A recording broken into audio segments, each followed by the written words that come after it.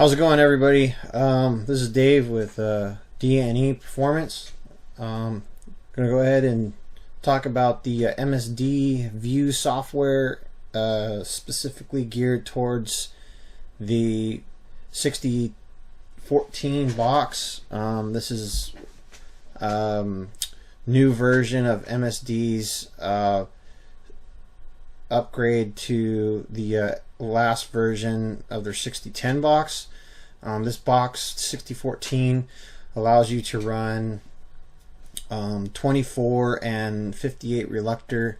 It's got a lot more features as far as data logging and boost related and nitrous related settings. In my opinion, it's a complete upgrade from the 6010, their older version.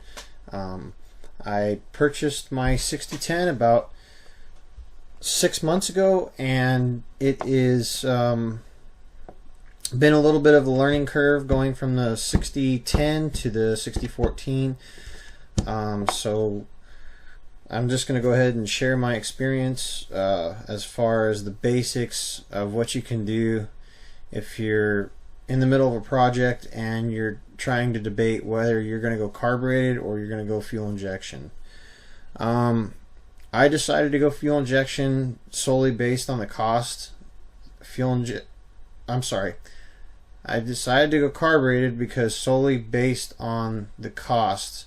Fuel injection is just, there's a little bit more to it. The cost is a little bit higher. The reliability that you get from both, it just depends. I think it's going to depend on the tune and who's tuning it, and or what's done to your motor. Based on the experience that I've had with fuel injection in the past, I love fuel injection. It's really good for boosted applications. Carbureted is a little bit more simpler, and it's a little bit more cheaper, and it seems like a lot more people understand it a little bit better. There's controversy on both ends of the table, so this tutorial is just going to be geared towards a carbureted LS that's running this new 6014 box. So without further ado, let's go ahead and dive into the software. Actually, I'll show you at the end of the video where you can go to purchase your box, or how much the expenses are going to entail as far as setting your LS up for a carbureted setup, such as the one in this video. Okay, let's go ahead, and you're going to go either to MSD website if you don't already have the software, or if you don't feel like using the disk, you would just go to MSD's website, go over under support, and then go under software downloads, click on software downloads, and then MSD View software is right here. You would just click it and then follow the prompts from there. Just follow MSD's instructions on how to download the software. And so after you do that, you'll get this on your key. You get it on your desktop, the icons on your desktop. So you'll get the data logger, of course, MSD's review, and then MSD View. So MSD View is going to be the software that we're going to open up. So just click it, and you're going to get this. This is where you're going to start in the software. So you're going to go to File. We're going to open the software up, and you're going to get this prompt right here when you first download it. So these are all different boxes that the software is compatible with. So we're going to select our 6014, and I've already have a couple different files in here already. I was messing with it yesterday, but so we're going to go ahead and we'll just go straight, like if you just pulled it out pull the software out, have the box installed, and you're ready to go. So after selecting 6014, we'll just double click there to open up the software. You're going to open up the software, and you're going to first be defaulted to settings. This is where your two-step is, your latch, your coil types, idle timing control. So my current project, and this is kind of what I'm going to base this tutorial on, is my current project. I'm not using a transmission. I'm hooked to a jet. The LS motor is actually in a jet boat. So as far as transmissions and all that, I'm not going to be running a two-step. But I will be using the rev limiter and fine adjusting this as far as when I get it out on the lake and start tuning it, or I'm out in the river and start tuning it. I'll fine adjust this.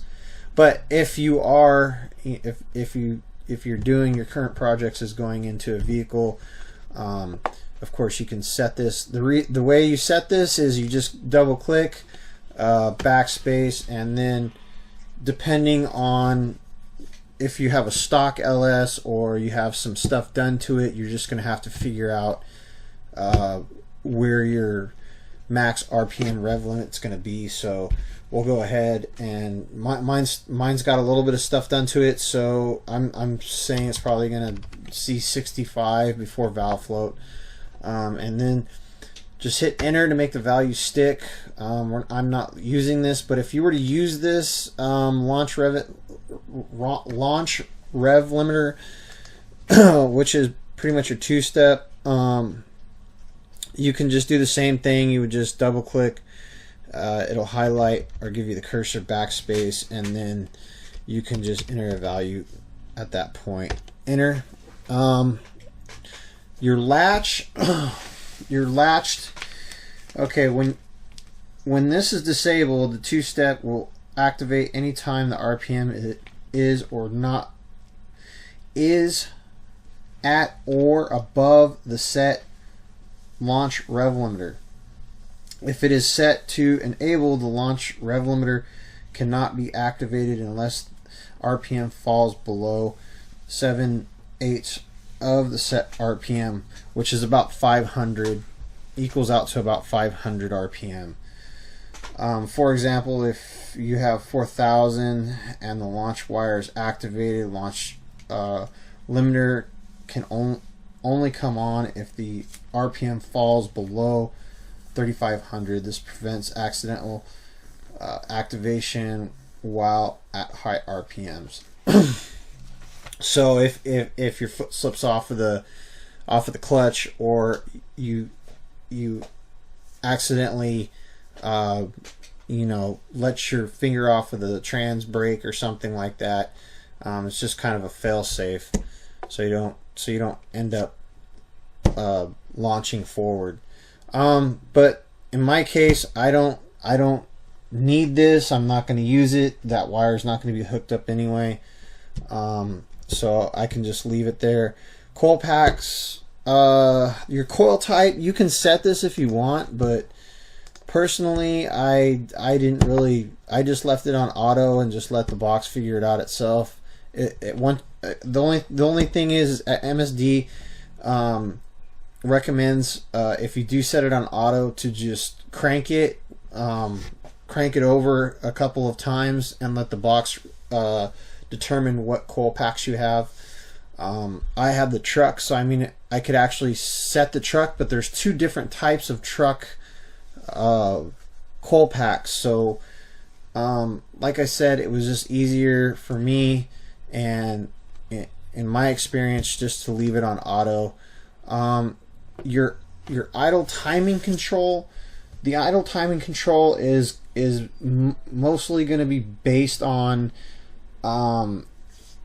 if you're using like a boosted application, if you're using the map sensor, the 2.5 bar map sensor on the box. If you're using it, then yes, enable it. All it does is stabilize the idle. You can play with the timing graph a little bit, and then also you can play with your vacuum settings on your KPA map to kind of fine tune your idle if you enable this. I would definitely, if I was boosting my 5.3, I would definitely use this setting. So we are all set here. We're gonna go over here and we are going to, we'll save our settings, and we'll just say MSD, let's see, MSD view LS. How about that? LS1, or let's put LS 5.3.1. We'll just save it like that. That way we can come back to the file and these settings are already be saved. You want to keep periodically saving every map or everything that you make a change. Make sure that you save it, because if not, you're gonna have to go back and do it all over again, and it just becomes a pain in the butt. So if you open this up, the file should be there. File's right there. Close this. We'll get out of here, and again, this tutorial I'm just concentrating on settings and the timing graph, not the timing tables today, just solely because there's a lot of information on this software. I'm going to have more videos in the future as far as each different section and just the basics. I'm not going to get into any fine-tuning or any of that tuning stuff. You really can't do that unless the motor's running in front of you. So this is just how to pretty much use the software. It's just a tutorial on how to move your cursors, where also my theory on from my experience where you can move graph and tables and settings and stuff like that, just to give you kind of a basic view. So if you do buy the software, or I'm sorry, if you do buy the box and you go into the software, you won't be so lost like I was. I had to call them at least twice because there was a couple of things that I wasn't too sure about, and there's not a whole lot of these tutorials out there for this software geared towards the 6014 box. So let's go ahead and we'll open up our timing table. And first off, you're going to see this this column right here, these two columns, engine speed and ignition timing. So it's engine speed versus timing, of course. And you'll see all this other stuff up here that just opened up when you clicked on timing tables. So basically from custom 1 all the way to custom 4 are all you can set however you want to set it. You can pretty much write your own table or do your own graph here. And custom 2 to custom 4, I'll just click on these real fast and just kind of give you an outlook. These are just going to be timing tables.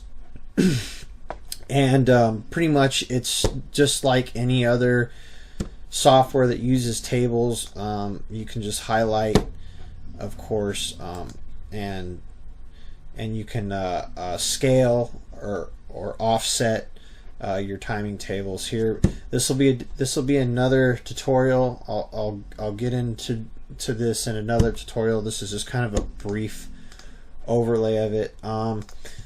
Up here on the right hand corner where it says 3D table, this is your 3D table, and it kind of gives you, as you can see, where I'm outlined here on the graph.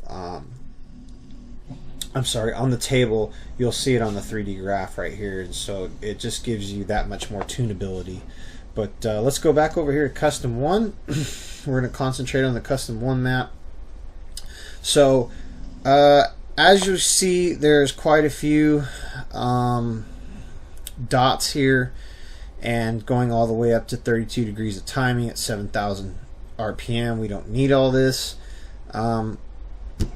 If I go back over here to settings, I can see where I set my rev limit, 6,500. So we are going to find 6,500 on the graph, and where you can find this on the graph, if you look at the cursor right here, where it's up here in this right hand corner, top right hand corner, highlighted in yellow, you can see that these numbers are moving.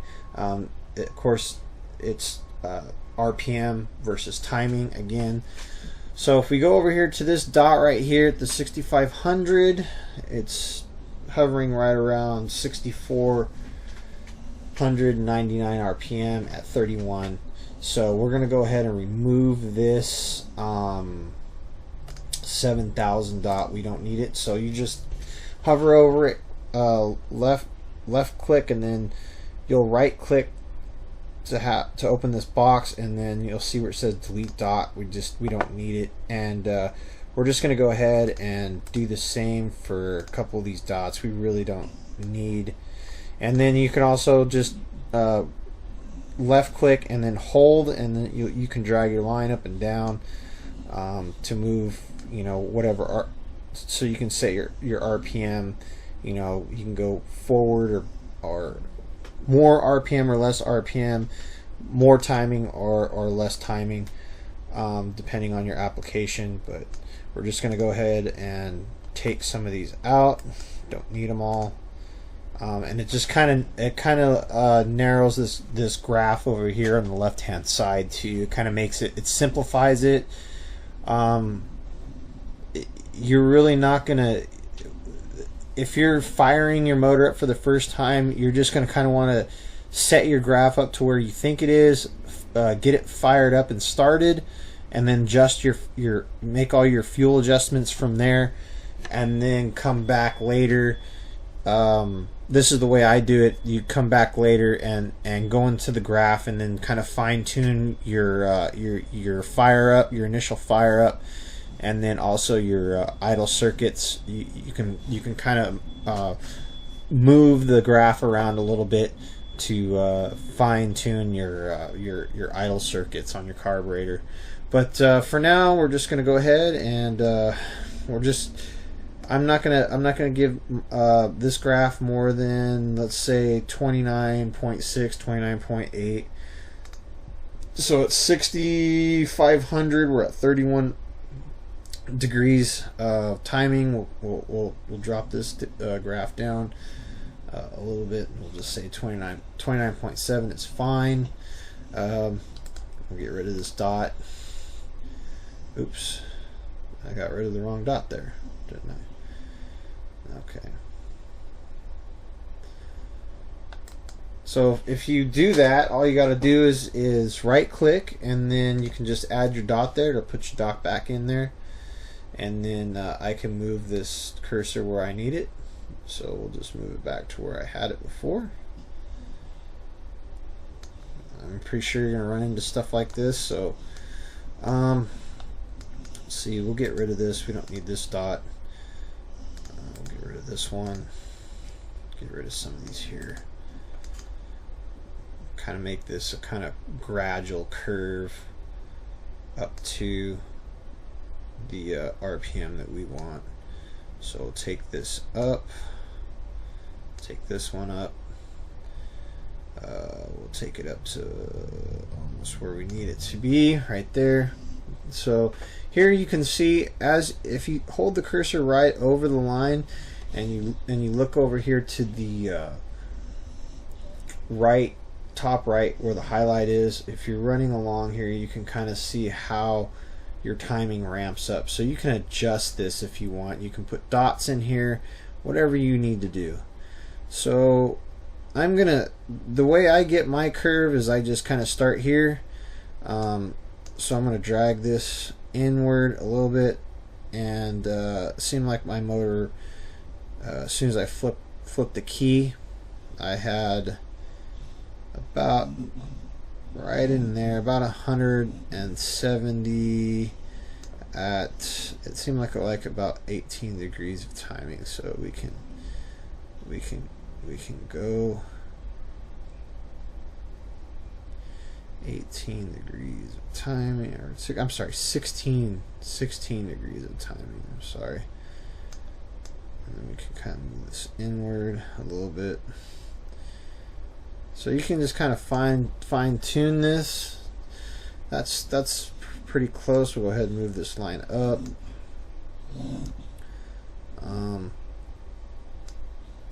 Just kind of move these things up to where it kind of scales itself upward.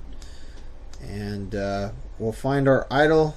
Our idle is right around, my idle was right around there, about between 980 to about 1,000 is where I had the idle. I think that's where it liked to idle at, and it needed it liked the advance, so I'll just leave it at the 18 degrees. I've also noticed too, with the way the LS, once you get them pretty close, it just instantly fires. It'll instantly fire up. So to get it to where you just barely just blip the throttle and turn the key and it fires, you're gonna have to mess with this portion of the map, this first dot here. So wherever you place this first dot, you're gonna have to kind of play with that in order to get that instant fire up from the motor. As far as idle goes, you kind of want to what you'll do is you'll see, if you open this table up and you have the motor running, you'll see there's going to be this cursor actually come out, and it'll show exactly where your motor is idling at. And if it's idling where you think it is, or it's not, you can just go ahead and draw a dot to where that idle cursor is. You'll see what I'm talking about. Unfortunately, the motor's already off the stand and I'm already into this tutorial, or I would show you. But if you can kind of grasp what I'm saying here, is that you'll see this, there'll be a line across this graph, and you'll see where your motor is idling, and you can kind of play with these dots. But that just gives you kind of an overview of how you can set your map up. There's lots of ways to set your map up. I mean, it's going to all depend on what you're doing with your setup. If you're boosting it, if you're not boosting it, if you've got nitrous, if you don't have nitrous. But anyways, so this is the I forgot to add the cost of your carbureted LS MSD View 6014 box. The box does come with two harnesses, one for the 24 and one for the 58 reluctor wheel. It is very nice. If you're getting a Holley, if you're using a Holley single plane or dual plane, the Holley intake actually has provisions on the front of the manifold where that 6014 box will bolt right onto it, which is makes it very nice. They sell packaged packaged unit where you get the box, harness, and the intake, and we can dive right into the cost of one of these right now. So we'll go ahead and pull this up.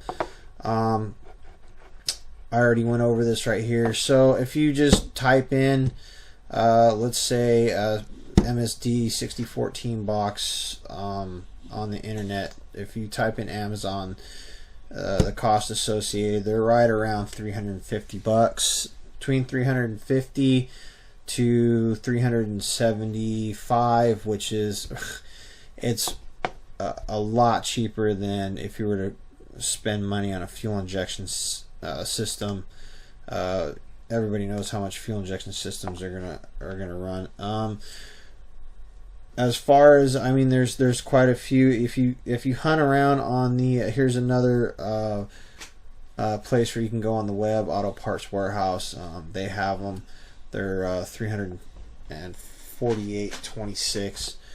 So if you just do a regular Yahoo or Google search, you'll be able to source these boxes. They're pretty ready and available at many different vendors. The intakes, like I said, the intakes were they come in packages, and you can pick up one of these packages for about $900. I've seen them cheaper. You just got to shop around on the internet. The way I went about mine is I found the intake on Craigslist. Somebody was changing over to fuel injection, and he wanted to get rid of his intake, so I went ahead and purchased mine off of Craigslist, and then the box I ended up getting off the internet. I don't know exactly what vendor I got it from, but it was, at the time, it was right around $360. So I had a total of about $500, a little bit under $600 between the box and the intake. You'll get this if I was you, or if you're solely on a budget. You can always just hit up Craigslist first and then see if you can't find something. But just make sure that when you do a Craigslist purchase, that you pick the intake up and physically look at all of the runners. Look at the casting to make sure that the casting looks decent.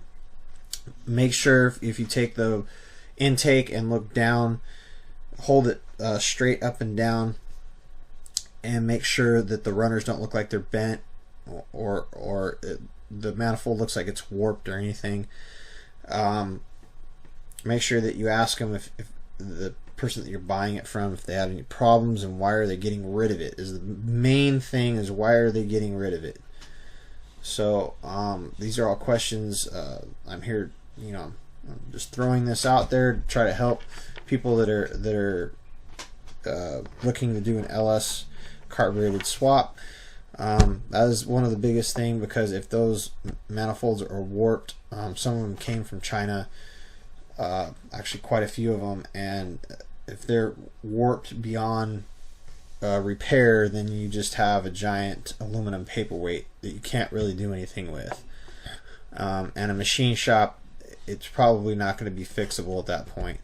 So it's just beware of that. And like I said, check out the website. I mean, you can find them all day long. Edelbrock makes them. Holley makes them. I think MSD does make them. Speedmaster makes them too. I haven't tried anything as far as LS related from Speedmaster. I'm just throwing that out there because I know that they do sell them. Again, this is Dave from D&E Performance, and we'll see you guys later.